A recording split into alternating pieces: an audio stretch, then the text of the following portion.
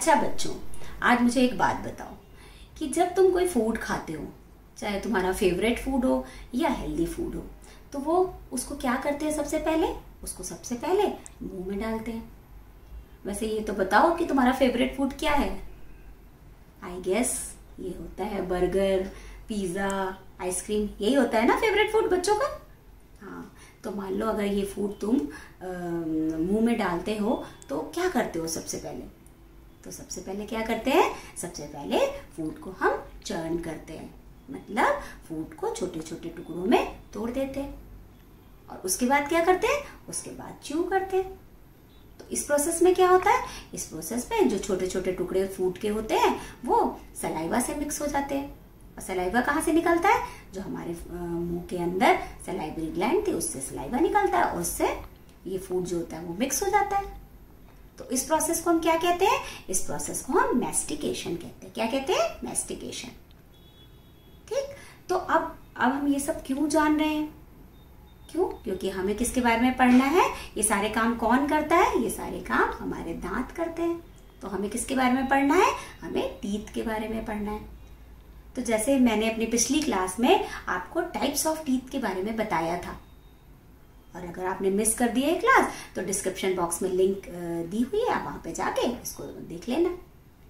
तो जैसे मैंने पिछली क्लास में टाइप्स ऑफ टीथ के बारे में बताया था, अब इस क्लास में हम पढ़ेंगे स्ट्रक्चर ऑफ टीथ या स्ट्रक्चर ऑफ सिंगल टूथ के बारे में पढ़ेंगे। ठीक, तो क्या पढ़ेंगे आप? Structure of tooth.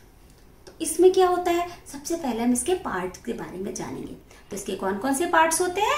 इसके पार्ट्स के नाम है first crown, second dentine, third pulp cavity and last one is root.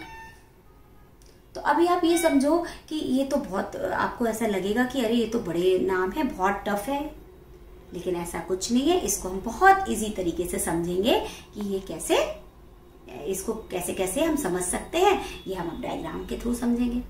ठीक है, तो ये देखो, ये एक सिंगल टूथ का डायग्राम है। अच्छा, इसको समझने से पहले मैं आपसे एक क्वेश्चन पूछती हूँ कि जब आपसे कोई पूछता है कि आप अपने दांत दिखाओ, तो आप क्या दिखाते हो? जो पोर्शन दिख रहा है ये, तो हम समझते हैं यही दांत है हमारे, यही टीथ है हमारे, लेकिन ये ऐसा नहीं है। ये सिर्फ पार्ट ऑफ टीथ या टूथ है। ठीक है, तो कैसे? तो जो पार्ट हमें सिर्फ दिखता है वो पार्ट क्या कहलाता है? वो होता है क्राउन। मतलब the part of the tooth which is visible and which is above the gum is known as crown. Clear? तो क्राउन क्या है? वो पार्ट है टूथ का जो हमें दिखता है। और सेकेंड पार्ट कौन सा है? सेकेंड पार्ट रूट है। रूट मतलब वो पार्ट जो हमें नहीं दिखता है, the part which is not visible and which is inside the gum, जो कि गम के नीचे अंदर होता है और जो हमें दिखता नहीं है, वो पार्ट कौन सा हो गया? रूट। उसे हम क्या कहेंगे? रूट। तो मतलब जो हमारा ये पूरा दांत है, जो पूरा टूथ है, उसमें जो अपर पार्ट है जो इस पे दिखता है वो क्राउन कहलाता है, जो नहीं दिखता है वो रूट कहलाता है। क्लियर? अब ये दांत होता कहाँ पे फिक्स होता है? तो ये जो रेड पोर्शन आप दिख रहे हो ये है गम। तो गम्स के अंदर टूथ होते हैं, है ना? टूथ कहाँ पे होता है? गम के अंदर होता है। अब गम क्या चीज है? तो गम एक बहुत सॉफ्ट टिश्यू से बना हुआ होता है। गम किससे बना हुआ होता है? सॉफ्ट टिश्यू से।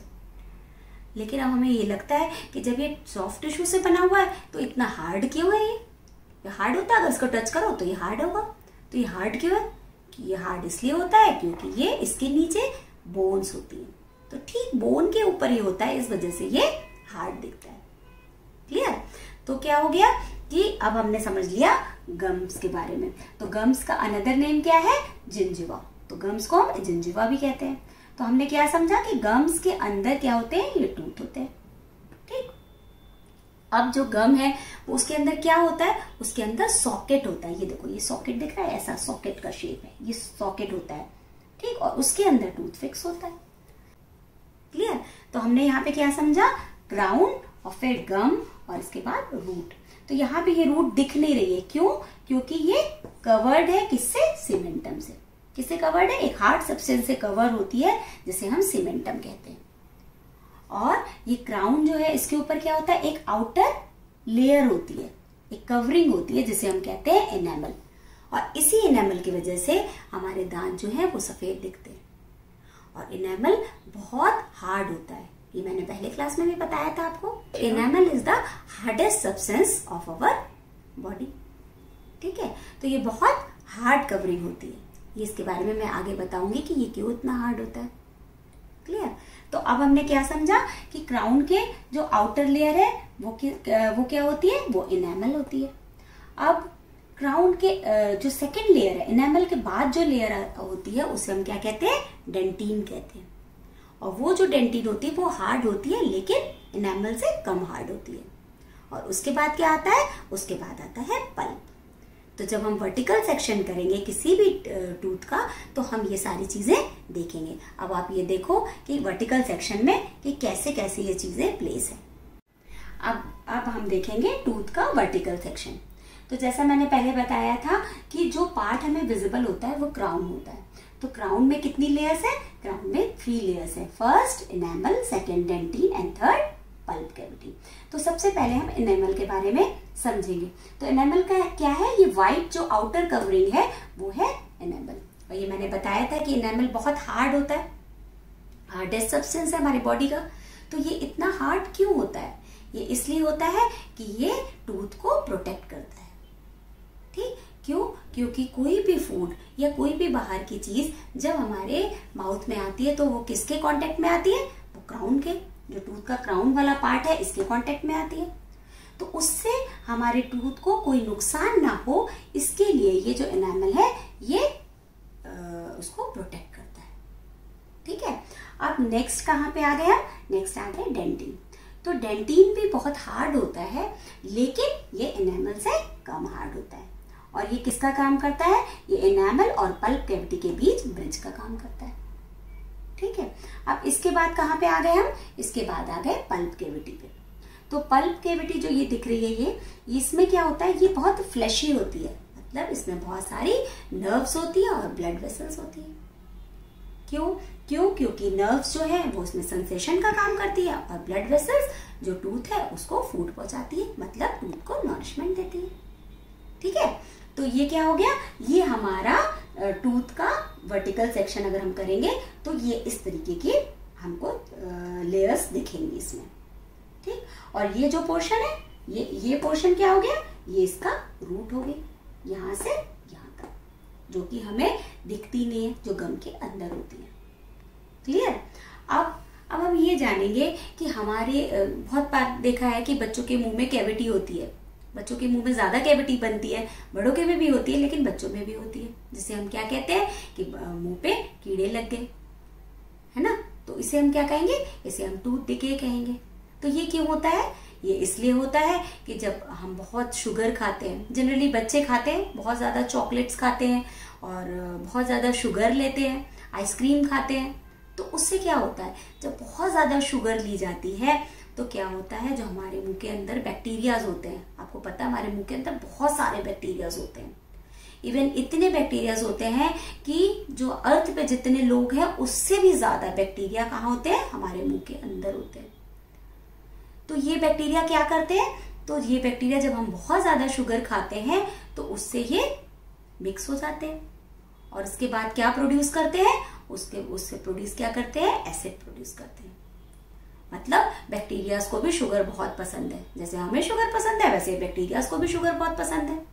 तो ये बैक्टीरिया क्या करते हैं, ये शुगर को ले लेते हैं और फिर क्या बनाते हैं, एसिड बनाते हैं।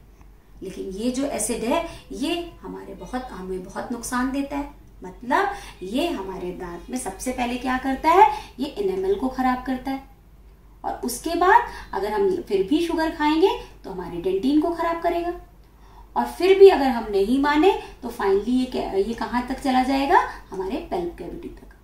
तो मतलब हमारे टूथ में एक होल बन जाएगा। और अगर हमने शुगर खानी ज्यादा नहीं छोड़ी, हम आइसक्रीम चॉकलेट्स खाते रहे तो ये कैविटी कहाँ तक पहुंच जाएगी, ये पल्प कैविटी तक पहुंच जाएगी। और जब ये कैविटी पल्प कैविटी तक पहुंच जाती है तो क्या होता है, तो हमें टूथ एक होने लगता है, मतलब हमारे दांतों में दर्द होने लगता है। वो क्यों होता है, क्योंकि जो हमारी नर्व्स है पल्प कैविटी के अंदर वो ये सिग्नल देने लगती है कि ये कैविटी में अब परेशानी हो गई है। ठीक है, तो अब हमने क्या समझा? हमने ये समझा कि अगर हम शुगर ज्यादा खाएंगे तो हमें हमारे दांतों में कैविटी हो जाएगी। क्लियर? तो उसमें क्या होता है, बैक्टीरिया जो होते हैं वो शुगर से अट्रैक्ट करते हैं, शुगर से मिक्स करते हैं, शुगर को लेते हैं और उसके बाद क्या बनाते हैं? एसिड बनाते हैं। ठीक, तो इससे बचने के लिए हमें क्या करना चाहिए? हमें शुगर कम लेनी चाहिए, हमें दोनों टाइम ब्रश करना चाहिए। ठीक है, तो आज हमने क्या क्या पढ़ा? आज हमने टूथ का आउटर स्ट्रक्चर पढ़ा और टूथ का इनर स्ट्रक्चर पढ़ा और टूथ डिके के बारे में भी पढ़ा। लेकिन फिर भी अगर आपको कोई मुश्किल है तो आप कमेंट बॉक्स में जाके पूछ सकते हैं। मिलते हैं नेक्स्ट क्लास में। Thank you.